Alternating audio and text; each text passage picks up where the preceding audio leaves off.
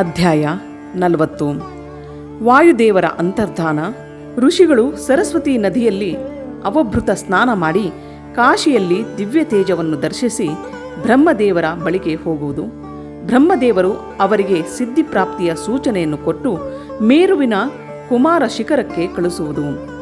ಸೂತ ಪುರಾಣಿಕರು ಹೇಳುತ್ತಾರೆ, ಹೀಗೆ ಕ್ರೋಧವನ್ನು ಗೆದ್ದ ಉಪಮನ್ಯುವಿನಿಂದ ಯದುಕುಲ ನಂದನ ಶ್ರೀಕೃಷ್ಣನು ಪಡೆದುಕೊಂಡ ಜ್ಞಾನಯೋಗವನ್ನು ವಿನಮ್ರರಾಗಿ ಕುಳಿತಿರುವ ಮುನಿಗಳಿಗೆ ಉಪದೇಶ ಮಾಡಿ ಆತ್ಮದರ್ಶಿ ವಾಯುದೇವರು ಸಾಯಂಕಾಲ ಆಕಾಶದಲ್ಲಿ ಅಂತರ್ಧಾನರಾದರು. ಅನಂತರ ಪ್ರಾತಃ ಕಾಲದಲ್ಲಿ ನೈಮಿಷಾರಣ್ಯದ ಸಮಸ್ತ ತಪಸ್ವಿ ಮುನಿಗಳು ಸತ್ರದ ಅಂತ್ಯದಲ್ಲಿ ಅವರ್ಭೃತ ಸ್ನಾನಕ್ಕಾಗಿ ಉದ್ಯುಕ್ತರಾದರು. ಆಗ ಬ್ರಹ್ಮದೇವರ ಆದೇಶದಂತೆ ಸಾಕ್ಷಾತ್ ಸರಸ್ವತೀ ದೇವಿಯು ತಿಳಿಯಾದ ಸ್ವಾದಿಷ್ಟ ನೀರಿನಿಂದ ತುಂಬಿ ಸುಂದರ ನದಿಯಾಗಿ ಅಲ್ಲಿ ಹರಿಯತೊಡಗಿತು. ಸರಸ್ವತಿಯನ್ನು ಅಲ್ಲಿ ನೋಡಿದ ಮುನಿಗಳ ಮನಸ್ಸು ಸಂತೋಷಗೊಂಡಿತು. ಅವರು ಸತ್ರವನ್ನು ಮುಗಿಸಿ ಅದರಲ್ಲಿ ಸ್ನಾನ ಮಾಡಲು ಪ್ರಾರಂಭಿಸಿದರು.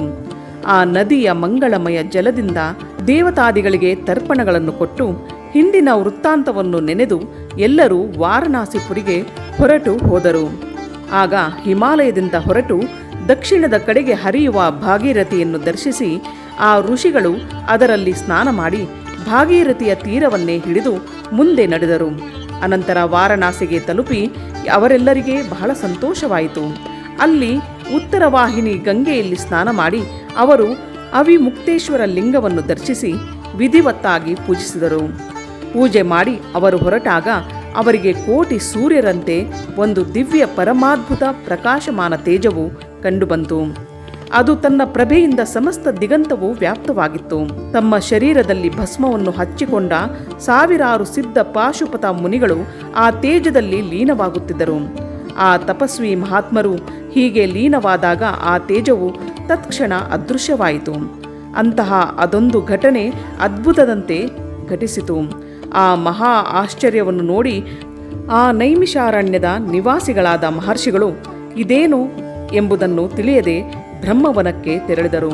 ಇವರು ಅಲ್ಲಿಗೆ ಹೋಗುವ ಮೊದಲೇ ಲೋಕಪಾವನ ಪವನದೇವರು ಅಲ್ಲಿಗೆ ತಲುಪಿದ್ದರು. ಅವರು ನೈಮಿಷಾರಣ್ಯವಾಸಿ ಋಷಿಗಳಿಗೆ ಆದ ಸಾಕ್ಷಾತ್ಕಾರ, ಅವರೊಂದಿಗೆ ನಡೆದ ತನ್ನ ಮಾತುಕತೆ, ಆ ಋಷಿಗಳ ಶುದ್ಧ ಬುದ್ಧಿಯು ಪಾರ್ಷದರ ಸಹಿತ ಸಾಂಬ ಸದಾಶಿವನಲ್ಲಿ ತೊಡಗಿದ್ದನ್ನು, ಆ ಯಜ್ಞಪರಾಯಣ ಋಷಿಗಳ ಆ ದೀರ್ಘ ಸತ್ರವು ಪೂರ್ಣವಾದುದನ್ನು, ಹೀಗೆ ಎಲ್ಲ ವೃತ್ತಾಂತವನ್ನು ಜಗತ್ಸೃಷ್ಟ ಬ್ರಹ್ಮದೇವರಿಗೆ ತಿಳಿಸಿದರು. ಮತ್ತೆ ತನ್ನ ಕಾರ್ಯಕ್ಕಾಗಿ ಅವರು ಬ್ರಹ್ಮನಿಂದ ಅಪ್ಪಣೆ ಪಡೆದು ತನ್ನ ನಗರಕ್ಕೆ ಹೊರಟು ಹೋದರು. ಅನಂತರ ತನ್ನ ಸ್ಥಾನದಲ್ಲಿ ಕುಳಿತಿರುವ ಬ್ರಹ್ಮದೇವರ ಗಾನ ಕಲೆಯಲ್ಲಿ ಪರಸ್ಪರ ಸ್ಪರ್ಧಿಸುತ್ತಿರುವ ಹಾಗೂ ವಿವಾದ ಮಾಡುವ ನಾರದ ಮತ್ತು ತುಂಬುರು ಅವರ ಗಾನ ರಸವನ್ನು ಆಸ್ವಾದಿಸುತ್ತಾ ವಿರಾಜಮಾನರಾದರು. ಆಗ ಅವರು ಗಂಧರ್ವರಿಂದ ಮತ್ತು ಅಪ್ಸರೆಯರಿಂದ ಸೇವಿತರಾಗಿ ಸುಖವಾಗಿ ಕುಳಿತಿದ್ದರು. ಅಂತಹ ಹೊತ್ತಿನಲ್ಲಿ ಹೊರಗಿನ ವ್ಯಕ್ತಿಗೂ ಅಲ್ಲಿಗೆ ಹೋಗಲು ಅವಕಾಶವಿರಲಿಲ್ಲ. ಅದಕ್ಕಾಗಿ ನೈಮಿಷಾರಣ್ಯ ನಿವಾಸಿ ಮುನಿಗಳು ಅಲ್ಲಿಗೆ ತಲುಪಿದಾಗ ದ್ವಾರಪಾಲಕರು ಅವರನ್ನು ಬಾಗಿಲಲ್ಲೇ ತಡೆದರು. ಆ ಮುನಿಗಳು ಬ್ರಹ್ಮ ಭವನದ ಹೊರಗೆಯೇ ಪಕ್ಕದಲ್ಲಿ ಕುಳಿತಿದ್ದರು. ಇತ್ತ ಸಂಗೀತ ಗೋಷ್ಠಿಯಲ್ಲಿ ನಾರದರು ತುಂಬುರುವಿನ ಸಮಾನತೆ ಪಡೆದರು. ಆ ಪರಮೇಷ್ಠಿಯು ನಾರದರಿಗೆ ತುಂಬುರುವಿನ ಜೊತೆಗೆ ಇರುವಂತೆ ಆಜ್ಞಾಪಿಸಿದರು ಹಾಗೂ ಪರಸ್ಪರ ಸ್ಪರ್ಧೆಯನ್ನು ಬಿಟ್ಟು ತುಂಬುರುವಿನ ಪರಮ ಮಿತ್ರರಾದರು.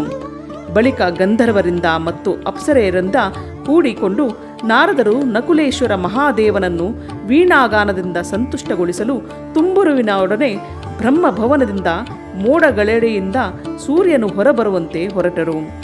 ಆಗ ಮುನಿವರ್ಯ ನಾರದರನ್ನು ನೋಡಿ ಆ 6 ಕುಲದಲ್ಲಿ ಉತ್ಪನ್ನರಾದ ಋಷಿಗಳು ವಂದಿಸಿ ಆದರದಿಂದ ಬ್ರಹ್ಮದೇವರನ್ನು ಭೇಟಿಯಾಗುವ ಸಮಯವನ್ನು ಕೇಳಿದರು. ನಾರದರ ಚಿತ್ತ ಬೇರೆಲ್ಲೋ ಇತ್ತು ಹಾಗೂ ಬಹಳ ಅವಸರದಲ್ಲಿದ್ದರು. ಆದ್ದರಿಂದ ಅವರು ಕೇಳಿದಾಗ ಇದೇ ಸಮಯ, ನೀವು ಒಳಗೆ ಹೋಗಿರಿ ಎಂದು ಹೇಳಿದರು. ಹೀಗೆ ಹೇಳುತ್ತಾ ಅವರು ಹೊರಟು ಹೋದರು.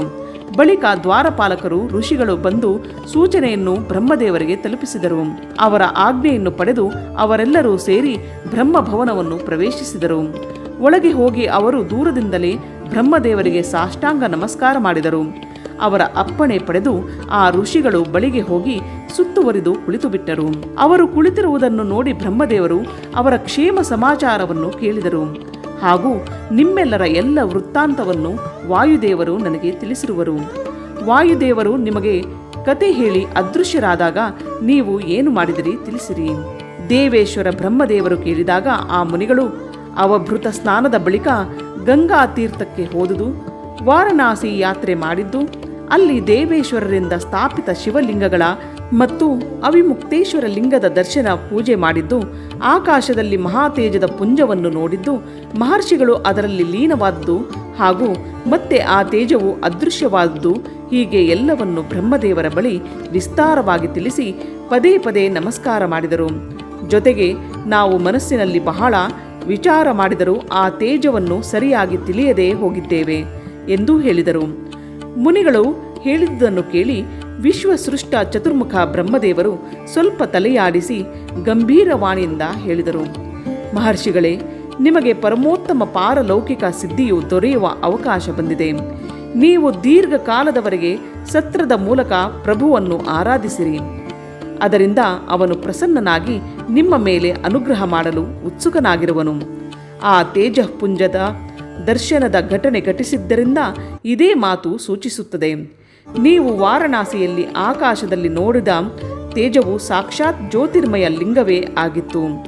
ಅದನ್ನು ಮಹೇಶ್ವರನ ಉತ್ಕೃಷ್ಟ ತೇಜವೆಂದೇ ತಿಳಿಯಿರಿ.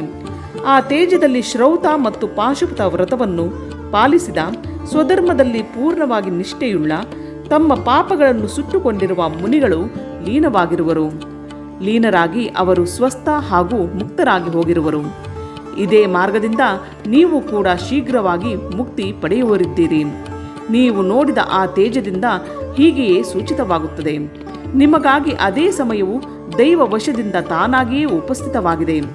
ನೀವು ದೇವತೆಗಳು ವಾಸಿಸುವ ಮೇರು ಪರ್ವತದ ದಕ್ಷಿಣ ಶಿಖರಕ್ಕೆ ಹೋಗಿ. ಅಲ್ಲಿ ನನ್ನ ಪುತ್ರರಾದ ಉತ್ಕೃಷ್ಟ ಸನತ್ಕುಮಾರ ಮುನಿಗಳು ಇರುವರು. ಅಲ್ಲಿ ಸಾಕ್ಷಾತ್ ಭೂತನಾಥ ನಂದಿಯ ಆಗಮನದ ನಿರೀಕ್ಷೆಯಲ್ಲಿದ್ದಾರೆ. ಹಿಂದೊಮ್ಮೆ ಸನತ್ಕುಮಾರರು ಅಜ್ಞಾನ ವಶದಿಂದ ತಮ್ಮನ್ನು ಎಲ್ಲ ಯೋಗಿಗಳ ಶಿರೋಮಣಿಗಳೆಂದು ಭಾವಿಸತೊಡಗಿದರು. ಇದರಿಂದ ದುರ್ವಿನೀತರಾಗಿದ್ದರು. ಅವರು ಯಾವಾಗಲೂ ಪರಮೇಶ್ವರ ಶಿವನನ್ನು ಎದುರುಗಡೆ ನೋಡಿಯೂ ಉಚಿತವಾಗಿ ಎದ್ದು ಸತ್ಕರಿಸಲಿಲ್ಲ. ಅವರು ತಮ್ಮ ಜಾಗದಲ್ಲೇ ನಿರ್ಭಯವಾಗಿ ಕುಳಿತೇ ಇದ್ದರು. ಇವರ ಈ ಅಪರಾಧದಿಂದ ಕುಪಿತನಾದ ನಂದಿಯು ಇವರನ್ನು ಬಹಳ ದೊಡ್ಡ ಒಂಟೆಯನ್ನಾಗಿಸಿದ್ದನು. ಆಗ ಅವರಿಗಾಗಿ ನನಗೆ ಬಹಳ ಶೋಕವಾಯಿತು ಮತ್ತು ನಾನು ದೀರ್ಘಕಾಲದವರೆಗೆ ಮಹಾದೇವನ ಮತ್ತು ಮಹಾದೇವಿಯ ಉಪಾಸನೆ ಮಾಡಿ ನಂದಿಯನ್ನು ಕೂಡ ಅನುನಯ ವಿನಯದಿಂದ ಸಮಾಧಾನಗೊಳಿಸಿದೆ. ಹೀಗೆ ಪ್ರಯತ್ನ ಮಾಡಿ ಹೇಗಾದರೂ ಅವರನ್ನು ಒಂಟೆಯ ಯೋನಿಯಿಂದ ಬಿಡುಗಡೆ ಮಾಡಿಸಿದೆ ಹಾಗೂ ಹಿಂದಿನಂತೆ ಸನತ್ಕುಮಾರ ರೂಪವನ್ನು ದೊರಕಿಸಿಕೊಟ್ಟೆ. ಆಗ ಮಹಾದೇವನು ಮುಗುಳ್ನಗುತ್ತಾ ತನ್ನ ಗಣಾಧ್ಯಕ್ಷ ನಂದಿಯಲ್ಲಿ ಹೇಳಿದನು, ಪುಣ್ಯಾತ್ಮನೇ, ಸನತ್ಕುಮಾರ ಮುನಿಯು ನನ್ನನ್ನು ಅವಹೇಳನೆ ಮಾಡಿ ತನ್ನ ಅಹಂಕಾರವನ್ನು ಪ್ರಕಟಿಸಿದನು. ಆದ್ದರಿಂದ ನೀನೇ ಅವನಿಗೆ ನನ್ನ ಯಥಾರ್ಥ ಸ್ವರೂಪದ ಉಪದೇಶ ಮಾಡು. ಬ್ರಹ್ಮನ ಜ್ಯೇಷ್ಠ ಪುತ್ರನು ಮೂಢನಂತೆ ನನ್ನನ್ನು ಸ್ಮರಿಸುತ್ತಿರುವನು. ಆದ್ದರಿಂದ ನಾನೇ ಅವನನ್ನು ನಿನಗೆ ಶಿಷ್ಯನಾಗಿ ಕೊಟ್ಟಿರುವೆನು. ನಿನ್ನಿಂದ ಉಪದೇಶ ಪಡೆದು ಅವನು ನನ್ನ ಜ್ಞಾನದ ಪ್ರವರ್ತಕನಾಗುವನು ಹಾಗೂ ಅವನೇ ನಿನ್ನನ್ನು ಧರ್ಮಾಧ್ಯಕ್ಷನ ಪದವಿಯಲ್ಲಿ ಅಭಿಷಿಕ್ತಗೊಳಿಸುವನು. ಮಹಾದೇವನು ಹೀಗೆ ಹೇಳಿದಾಗ ಸಮಸ್ತ ಭೂತಗಣಗಳ ಅಧ್ಯಕ್ಷ ನಂದಿಯು ಪ್ರಾತಃ ಕಾಲದಲ್ಲಿ ಮಸ್ತಕವನ್ನು ಬಾಗಿ ಒಡೆಯನ ಆ ಆಜ್ಞೆಯನ್ನು ಶಿರಸಾವಹಿಸಿದನು. ಸನತ್ಕುಮಾರನು ಕೂಡ ನನ್ನ ಆಜ್ಞೆಯಂತೆ ಈ ಗಣರಾಜ ನಂದಿಯನ್ನು ಪ್ರಸನ್ನಗೊಳಿಸಲು ಮೇರು ಪರ್ವತದಲ್ಲಿ ಕಠಿಣ ತಪಸ್ಸು ಮಾಡುತ್ತಿದ್ದನು. ಗಣಾಧ್ಯಕ್ಷ ನಂದಿಯ ಸಮಾಗಮದ ಮೊದಲೇ ನೀವು ಸನತ್ಕುಮಾರನನ್ನು ಭೇಟಿಯಾಗಿರಿ, ಏಕೆಂದರೆ ಅವನ ಮೇಲೆ ಕೃಪೆ ತೋರಲು ನಂದಿಯು ಬೇಗನೆ ಅಲ್ಲಿಗೆ ಬರುವನು. ವಿಶ್ವಯೋನಿ ಬ್ರಹ್ಮನು ಹೀಗೆ ಶೀಘ್ರವಾಗಿ ಆದೇಶವನ್ನು ಕೊಟ್ಟು ಕಳಿಸಿದಾಗ ಆ ಮುನಿಗಳು ಮೇರು ಪರ್ವತದ ದಕ್ಷಿಣದ ಕುಮಾರ ಪರ್ವತಕ್ಕೆ ತೆರಳಿದರು. ಇಲ್ಲಿಗೆ ಅಧ್ಯಾಯ 40 ಸಂಪೂರ್ಣವಾಯಿತು.